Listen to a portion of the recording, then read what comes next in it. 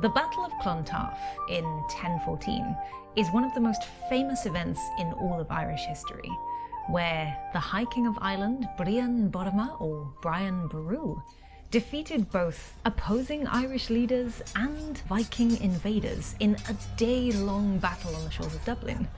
A battle so heroic that it cost Brian Boru his life. There are so many accounts of the Battle of Clontarf and the life's work of the great King of Ireland, each weaving a more elaborate story of Brian's rise to success. Accounts from the 12th and 13th century talk of an ancient island that was highly divisive, with more than 30 kings ruling a population of only 500,000 people, something the Norse Viking invaders took incredible advantage of, attacking Ireland's multiple shorelines at any given chance. One of these tales tells the story of how a young Brian Boru was out hunting with his brother Mahun, and when they returned to their castle, it was raging in flames. Almost everybody inside had been slaughtered by the Viking invaders, and this ignited that desire for revenge in a young Brian Boru, which put him on a lifetime path of working out how to defeat the Viking invaders in Ireland.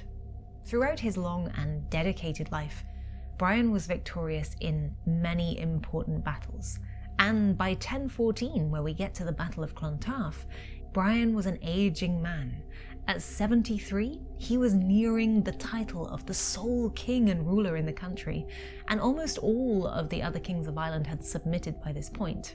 The remaining few, however, banded together with the Norse Vikings, joining forces in a great battle on the beach at Dublin.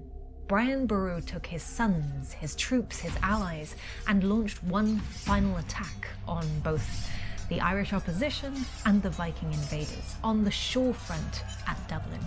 A battle so great in size and length, a battle so tightly fought that nature even had a helping hand. One account from the 13th century tells of this lengthy battle lasting so long that the tides at Dublin started to rise, cutting off any exit for the Vikings who couldn't get back to their ships. Some drowned in the rising tide alongside opposition and allies, and some Vikings were slaughtered by Brian's men. The High King's enemies had been defeated, and those that remained retreated from the battlefield, sensing that Brian Boru's victory was imminent.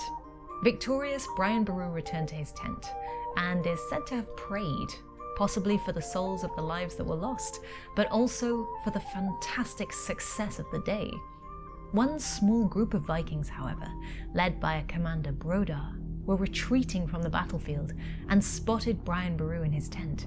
They quickly overcame Brian's guards and slaughtered him as he prayed.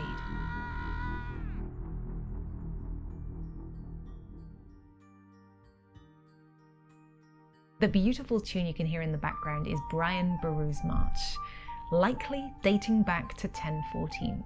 It would originally have been used as a lament, a slow air for the procession of Brian's body back to Armagh for his burial. It's a tune that evokes a sense of journey and remembrance, and Brian Boru's March isn't just a piece of music. It's a cultural touchstone, connecting present-day Ireland to its rich and deep history, and one of its most celebrated figures. The tune is a reminder of Brian Boru's legacy as a unifying force and a symbol of Irish resistance. You can learn to play this fascinating piece of ancient historical music, over 1,000 years old, with my free tin whistle tabs tutorial here on YouTube. You'll find it linked in the description down below and on screen now. I hope you enjoyed this little snippet into the rich culture and history of Ireland, and if you have requests for any more, please leave them in the comments down below.